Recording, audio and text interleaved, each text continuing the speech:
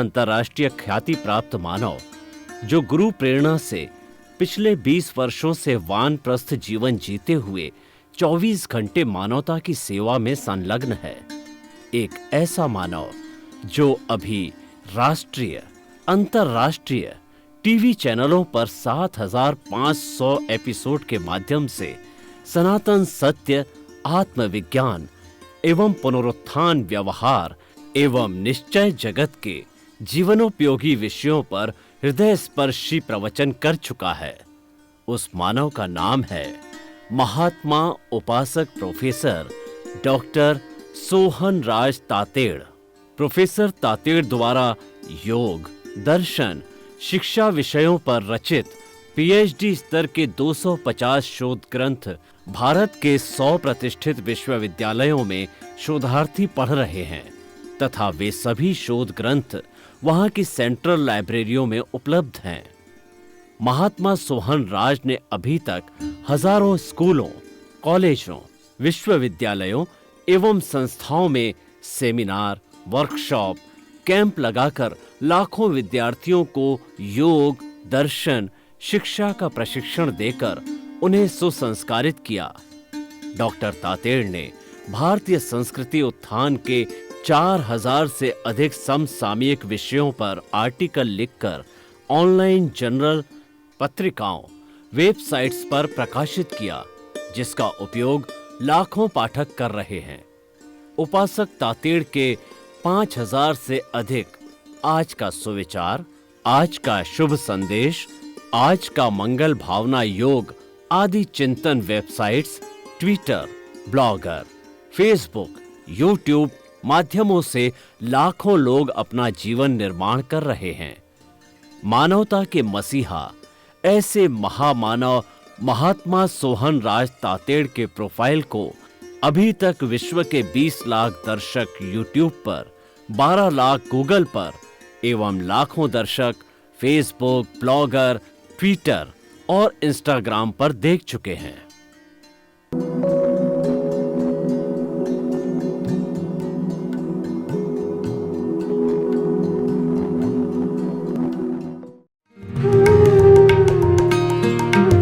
आइए, सुनिए, देखिए, समझिए सनातन सत्य। जैसी दृष्टि वैसी सृष्टि, दृष्टि विज्ञान, कुदरत, कुदरती रचना एवं कुदरत के कानून से शाश्वत सुख की प्राप्ति। जोधपुर के परम पूज्य महात्मा उपासक प्रोफेसर डॉक्टर सोहन राज तातेड़ के निर्देशन में सनातन सत्य। जैसी दृष्टि वैसी सृष्टि, दृष्टि विज्ञान।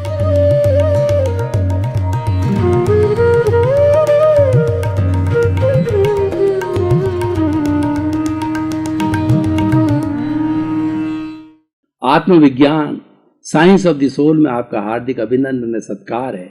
साइंस ऑफ द सोल के अंतर्गत हम आपको राइट विजन, राइट थिंकिंग, सही दृष्टि, सही सोच के बारे में बताते हैं।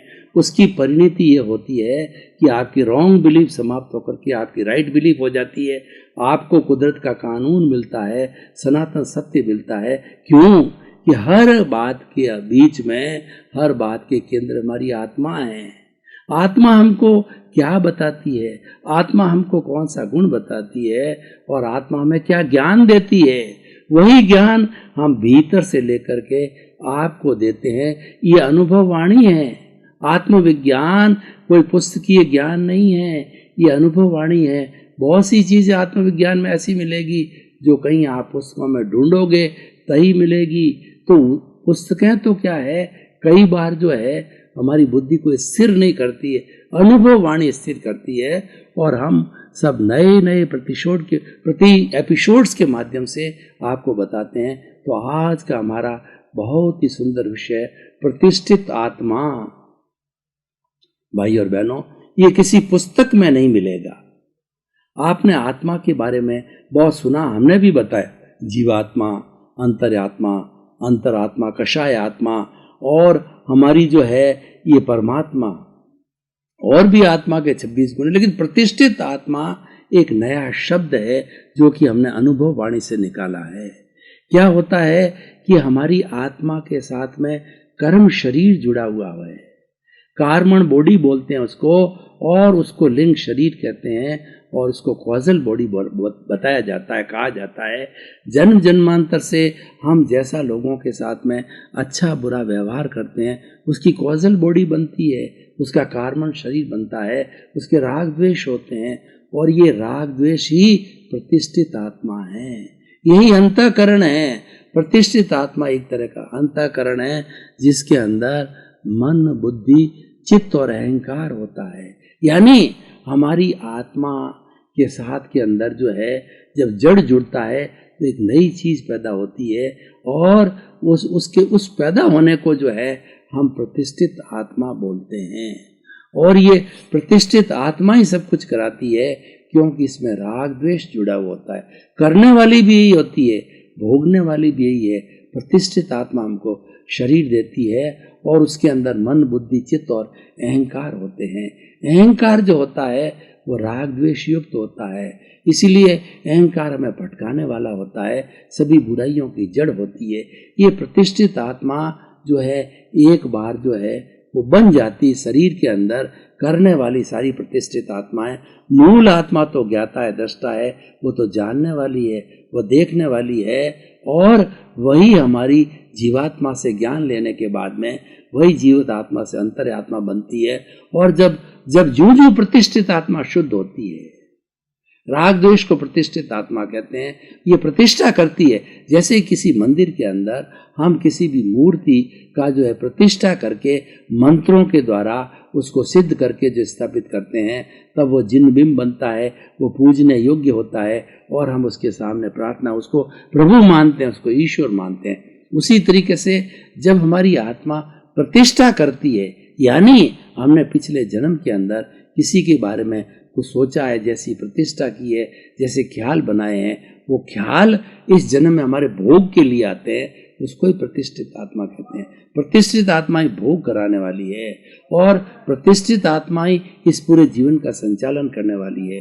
अब प्रश्न यह है कि प्रतिष्ठित आत्मा को भी हम दो भागों में बांट सकते हैं, कि एक तो जो जीवात्मा है, तो जीवात्मा बन करके दूसरे जैसी जैसी प्रतिष्ठा करती है, वो पांच इंद्रियों के सुखों की, मैं मेरा की, मेरा धन, मेरा दौलत, मेरा परिवार, जो स्वार्थ की जितनी जितनी प्रतिष्ठा जीवन में करती, मुझे ऐसा बनना है, वैसा बनना है, लेखक बनना है, नेता बनना है, प्रधानमंत्री बनना है, और जैसी जैसी प्रतिष्ठा करती है, तो इस जन्म के अंदर जब वो आत्मा जीवात्मा जन्म लेती है, तो वो प्रतिष्ठित आत्मा पैदा हो जाती है। जन्म लेते ही, जन्म के साथ ही पैदा होती है, लेकिन वो प्रतिष्ठित, क्योंकि वो जीवात्मा ही है, तो प्रतिष्ठित आत्मा हर जन्म में बनती रहेगी। लेकिन जिसने ज्ञान ले लिया, ज्ञानी पुरुष ने किसी को ज्ञान दिया मुमुक्षु को, और ज्ञान देने के बाद में उसका पद जो है वह जीवात्मा से अंतरात्मा के पद पर लेकर के आए, तो वो प्रतिष्ठित आत्मा एक बार ही बनेगी, बार बार वो हर बार की प्रतिष्ठित आत्मा नहीं होगी, क्योंकि उसके नए कर्मों का ज्ञान लेते ही नए कर्मों का बंधन रुक जाता है, जीवात्मा से अंतरात्मा बन जाता है, उसके भेद विज्ञान हो जाता है, उसमें ज्ञाता दृष्टा की भावना आ जाती है, वो पांच आज्ञा का पालन करने वाला होता है। क्या आज्ञा इससे जुड़ा हुआ है, प्रतिष्ठा वो बताना जरूरी है। पहली आज्ञा ये है कि व्यवहार दृष्टि से मैं सोहन राज हूँ, और 84 लाख जीवा योनि के प्राणियों को व्यवहार दृष्टि से नामधारी देहधारी पैकिंग रूप में जानता हूँ, देखता हूँ, उनको रिलेटिव मानता हूँ। ये रिलेटिव पहली आज्ञा है। और दूसरी आज्ञा रियल। रियल क्या है कि मेरे भीतर विराजमान शुद्ध आत्मा भगवान है, और हर प्राणी के भीतर वही शुद्ध आत्मा है। तो 84 लाख जीवा योनि प्राणियों के भीतर विराजमान शुद्ध आत्मा भगवान को निर्दोष दृष्टि से दर्शन, उसको नमन करता हूँ। हर एक को निर्दोष मानेगा, दोष खुद के देखेगा, जिसके ज्ञान लिया हुआ होगा, दूसरे के गुण देखेगा और निज दोष दर्शन करेगा। इसीलिए जो है उसकी एक बार ही प्रतिष्ठित आत्मा बनती है। दूसरी आज्ञा ये है, चूहा जा रहा है, बिल्ली जा रही है, पेड़ है, पौधा है, गाय है, भैंस है, सबके भीतर विराजमान शुद्ध आत्मा भगवान को वो निर्दोष दृष्टि से दर्शन करेगा कि आपके भीतर विराजमान शुद्ध आत्मा भगवान को मैं नमन करता हूँ। किसी को कहना नहीं है, क्योंकि ये निश्चय जगत है। व्यवहार जगत में लोग समझ नहीं पाएंगे, हर एक के ज्ञान लिया हुआ नहीं है, इसलिए वो समझ नहीं पाएगा, इसका अर्थ नहीं समझ पाएगा। ज्ञानी लोग समझ जाएंगे, ज्ञानी पुरुष समझेंगे, ज्ञान लिए हुए मुमुक्षु समझ जाएंगे। ये दो आज्ञा, रियल और रिलेटिव। तीसरी आज्ञा है कि सारा संचालन कौन करता है, इस जगत को चलाने वाला कौन है। इस जगत को चलाने वाली साइंटिफिक सर्कमस्टेंशियल एविडेंसेस है। वो जो है जगत नियंता व्यवस्थित शक्ति, वो व्यवस्थित शक्ति बोलते हैं, जिनको हम 6 द्रव्य कहते हैं। 6 द्रव्य कौन से हैं जिससे कि हमारा जगत बना हुआ है? वो हमारा एनिमेट इनएनिमेट, जड़ चेतन, और हमारा मोशन, हमारी गति सहायक तत्व, और रेस्ट स्थिति सहायक तत्व, और टाइम समय, और उसके बाद के अंदर अवगाह देने वाला स्पेस आकाश। इन 6 द्रव्यों के समूह को जो है हम जगत कहते हैं। ये अलग व्याख्या अलग समय में करेंगे। और जो है हमारा द्रव्य है, क्षेत्र है, काल है, और भाव है, और भव है। ये हमारा जो है वो साइंटिफिक सर्कमस्टेंशियल एविडेंसेस है। ये जो है वो व्यवस्थित शक्ति है। और दूसरा है जो है हमारा जो है काल स्वभाव कर्म पुरुषार्थ नियति, ये व्यवस्थित शक्ति है। ये संयोग जुटाती है। जैसे जैसे हमारा भीतर का उपादान खुला होता है, हमारे कर्मों का उदय होता है, और हमारे जो कर्मों का जो है प्रारब्ध होता है, उस समय के अंदर व्यवस्थित शक्ति हाजिर होती है, वैसे वैसे संयोग जुटाने वाली होती है। उदाहरण के तौर पर देखिए, हमारा पुण्योदय जागृत हुआ। पुण्योदय जागृत होने से हमारे जो है अच्छे मकान का निर्माण होगा, हमें एक अच्छा भवन मिलेगा। तो हमारी ये व्यवस्थित शक्ति है, भवन बनाने वालों के लिए पैसों का जुगाड़ करेगी, और भवन बनाने वालों के लिए मैसन है, ईंट गारा पत्थर चूना सब सामग्री जुटाएगी। वह सामग्री जुटाने वाली है, वह व्यवस्थित शक्ति है। हम तो एक निमित्त मात्र हैं, क्योंकि हमारा उपादान है, हमको मिल रहा है। हम उस व्यवस्थित शक्ति के सब कंपोनेंट्स में केवल एक निमित्त है। ज्ञान जानने वाला अपने आप को निमित्त मानता है, और वह व्यवस्थित शक्ति जो करता, वो नैमित्तिक है, वो व्यवस्थित शक्ति करता है, वही चलाने वाली है। और मैं तो एक संयोग हूँ, सारे संयोग मिलके कर रहे हैं। पैसा है, सामान है, ईंट है, पत्थर है, चूना है, और उसके साथ के सीमेंट है, प्लास्टर है, मैसन है, कारीगर है, सब जो गढ़ाई गढ़ने वाले हैं, सब लोग मिलकर के मकान बन रहे हैं। मैं तो उसमें से एक संयोग हूँ, एक निमित्त हूँ। जैसे इतने निमित्त मिलकर के मैं करता नहीं हूँ। कर्ता भाव समाप्त हो जाता है। कर्ता भाव ही कर्म बंधन का कारण है।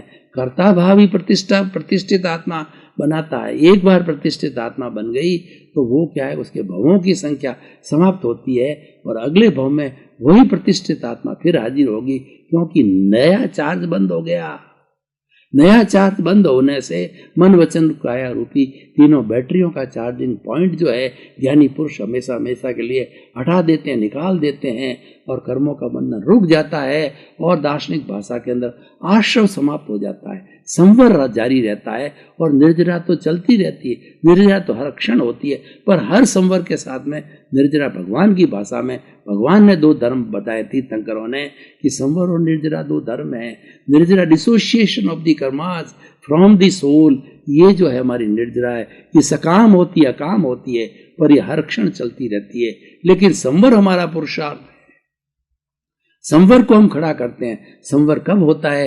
ज्ञाता दृष्टा भाव से होता है, ये ज्ञान आने से होता है, ये 5 आज्ञा में रहने से होता है। संवर खड़ा हो जाता है, प्रज्ञा जागृत हो जाती है। जब ज्ञान दिया जाता है ज्ञानी पुरुष के द्वारा मुमुक्षुओं को, प्रज्ञा उसकी आत्मा की सत्ता बाहर निकल जाती है, और वही काम करती है, क्योंकि हमारी मूल आत्मा तो अक्रिया है।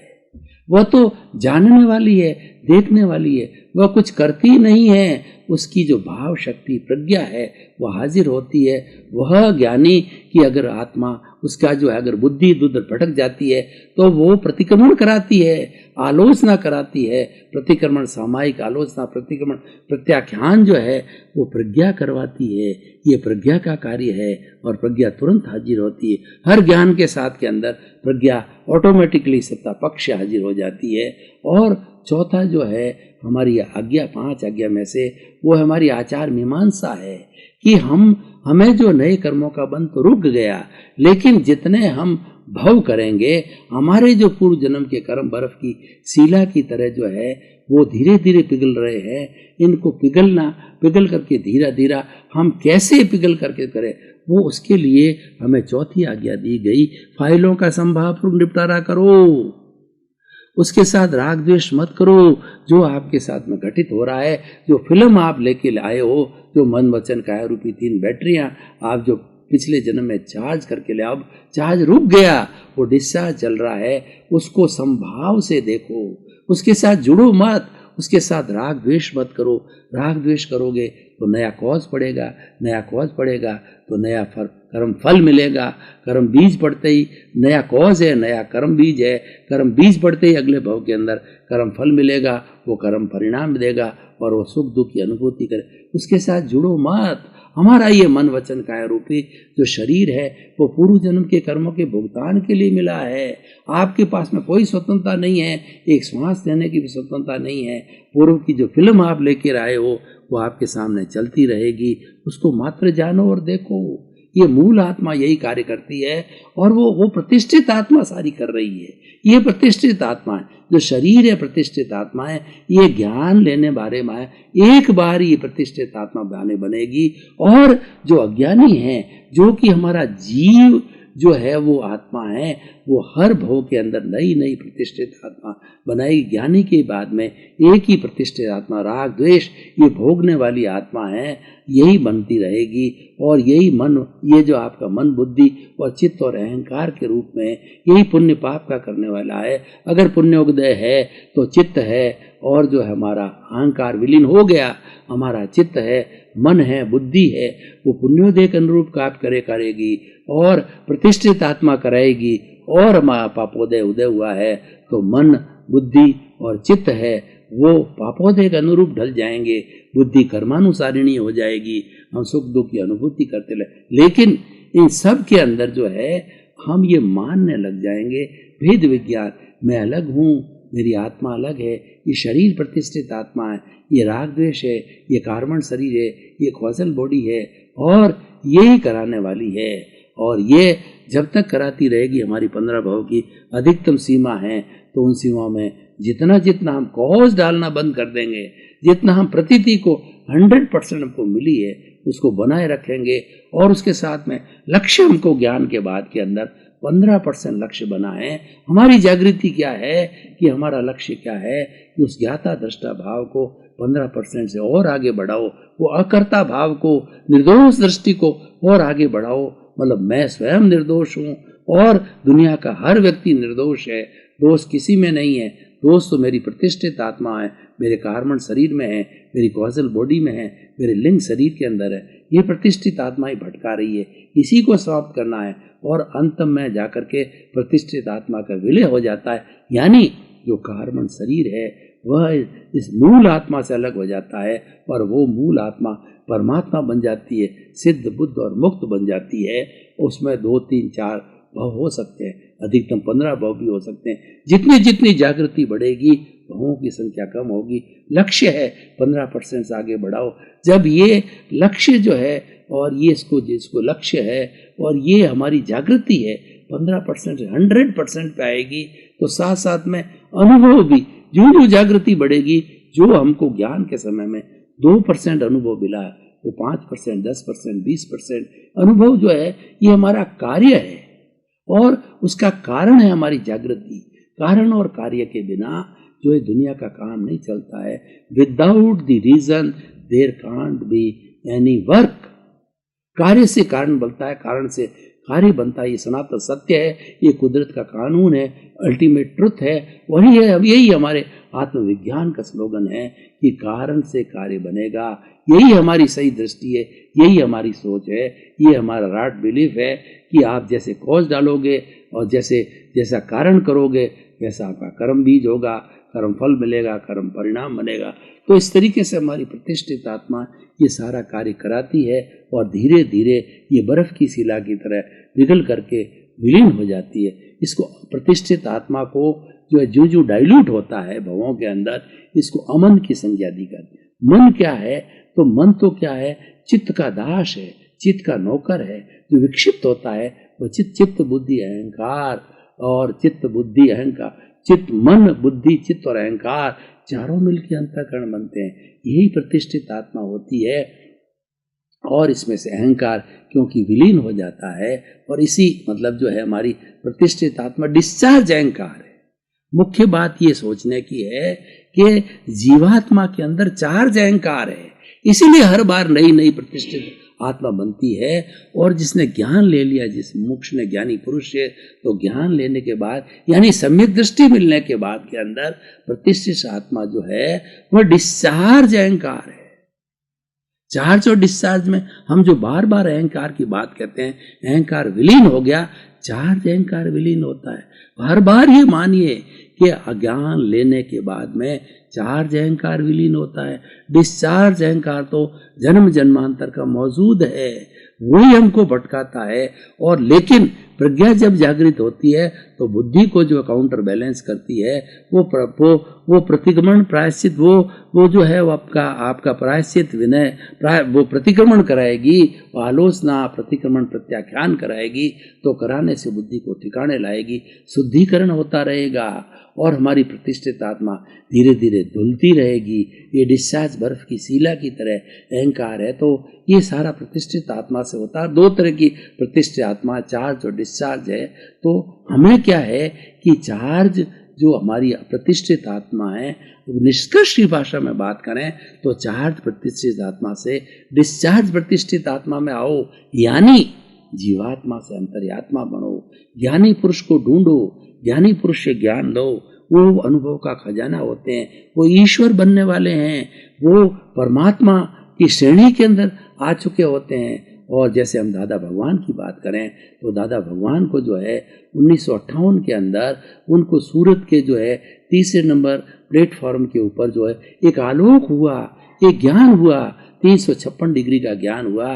और वो चाहते तो 360 डिग्री करके और वो सिद्ध बुद्ध मुक्त हो जाते, लेकिन क्योंकि उन्होंने भरत क्षेत्र में जन्म लिया और यहाँ पे मोक्ष बंद है और वो उनके हाथ में भी बात नहीं थी, तो 356 डिग्री के ज्ञान पे वो रुक गए। और रुक इसीलिए गए, उनको खटपटिया भीतरा कहते हैं। वो कहते हैं मैं तो सबको मोक्ष भेजने के बाद मोक्ष जाऊंगा। और प्रतिदिन वो सिमंदर स्वामी के दर्शन रोज करते हैं और भवी जीवों को अपने उड़न खटोला में बिठा करके भवी जीवों को सिमंदर स्वामी के चरणों में प्रस्तुत करते हैं। आप भी प्रार्थना करो कि हे दादा भगवान, आप रोज सिमंदर स्वामी के चरणों में उड़न खटोला लेके जाते हो, भवी जीवों को प्रस्तुत करते हो, जिनको ज्ञान लिया हुआ है और जिनकी प्रतिष्ठित आत्मा बहुत विलीन, बहुत डाइल्यूट हो गई है, उनका 1 या 2 भव ही बाकी है। जो आपने 15 भव की ज्ञान दे के सीमा बनाई है, 1-2 भव बाकी है, उन्हीं को आप जो है वो सिमंदर स्वामी के चरणों में हाजिर करते हो। तो मेरे भी कृपा करो, कृपा करो। ये कृपा मार्ग है, अक्रम विज्ञान कृपा मार्ग है, ये फ्लाइट है, ये छलांग है और ये लिफ्ट है। ये खाली जो है उन जीवों को मिलता है जो बहुत ही ज़्यादा पुण्यशाली है। और 10 लाख वर्षों के बाद में यह अक्रम विज्ञान खुला हुआ है और अक्रम विज्ञान की उम्र 250 वर्ष तक की है। वहाँ फिर क्रमिक जो चला आ रहा है जो है हमारा, वहाँ से जो है वो पहले भगवान ऋषभ से चला आ रहा है, वो हमारे 24 तीर्थंकरों पर जो चलता रहता है वो क्रमिक ज्ञान है। ये अक्रम विज्ञान 10 लाख वर्ष के बाद खुला है और भवी जीवों को ही मिलता है, भाग्यशालियों को मिला है। उसी के मैं व्याख्या कर रहा हूँ कि ये ज्ञान दादा का दिया हुआ है। दादा ने 1962 के अंदर उनके भतीजे ने जो है ये बताया कि तुम सिर्फ मेरे दादा नहीं हो, दादा भगवान हो। 1962 के बाद में उनको दादा भगवान मान, लेकिन वो कहा करते थे कि ये जो हमारा जो हमारा जो शरीर है, ये जो मूलजी भाई जो है पटेल है, वो जो है वो दादा भगवान नहीं है। उसके भीतर विराजमान शुद्ध आत्मा भगवान, जो अंतरात्मा है, जो परमात्मा बनने वाले हैं, जिनकी मैं भी पूजा करता हूँ, आप भी पूजा करता हूँ, वो दादा भगवान है। दादा भगवान मेरे जो है अंबाजी मूलजी भाई जो है पटेल को दादा भगवान नहीं मानना, भीतर विराजमान शुद्ध आत्मा भगवान को आप दादा मांगना, उसी का नाम ही दादा भगवान है। और फिर 1962 के बाद में उन्होंने धीरे धीरे वो ज्ञान लोगों को बुला बुला के देते रहे, क्योंकि लोगों को परिचय नहीं था। 1974 के अंदर उनके आप्त पुत्र बने और उनको उन्होंने जिस ज्ञान का विचार हुआ। भाई और बहनों, आपका बहुत बहुत धन्यवाद। आप जो है हमारा ये आत्मविज्ञान कार्यक्रम देखते रहिए। आत्मविज्ञान कार्यक्रम से आपकी सही समझ क्लियर होगी, आपकी दृष्टि क्लियर होगी, आपको जो रॉन्ग बिलीफ समाप्त होगी, आपको राइट बिलीफ मिलेगी और सही दृष्टि सही सोच मिलेगी। उससे आपका जीवन धन्य होगा। सर्वे भवन्तु सुखिनः, सर्वे भवन्तु निरामया। इस जगत के सब दिलों को सुख मिले, शांति मिले, आनंद मिले, सबका मंगल हो, सबको मोक्ष मिले। आपके प्रति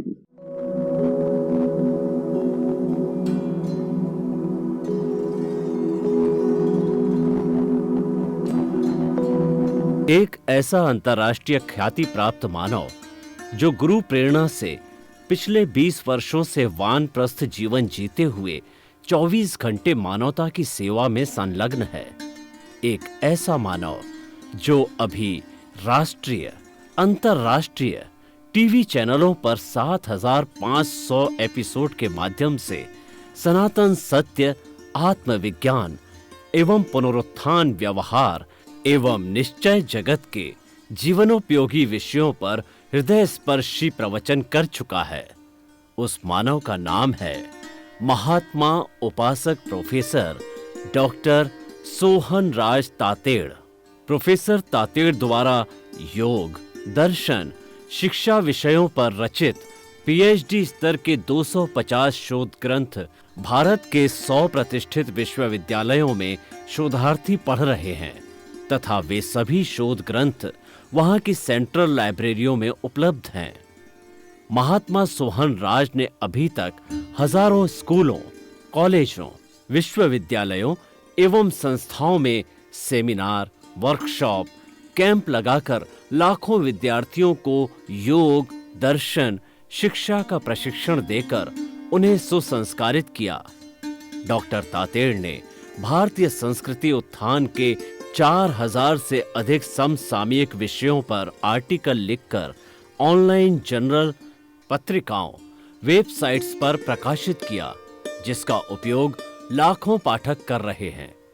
उपासक तातेड़ के 5000 से अधिक आज का सुविचार, आज का शुभ संदेश, आज का मंगल भावना योग आदि चिंतन websites, Twitter, blogger, Facebook, YouTube माध्यमों से लाखों लोग अपना जीवन निर्माण कर रहे हैं।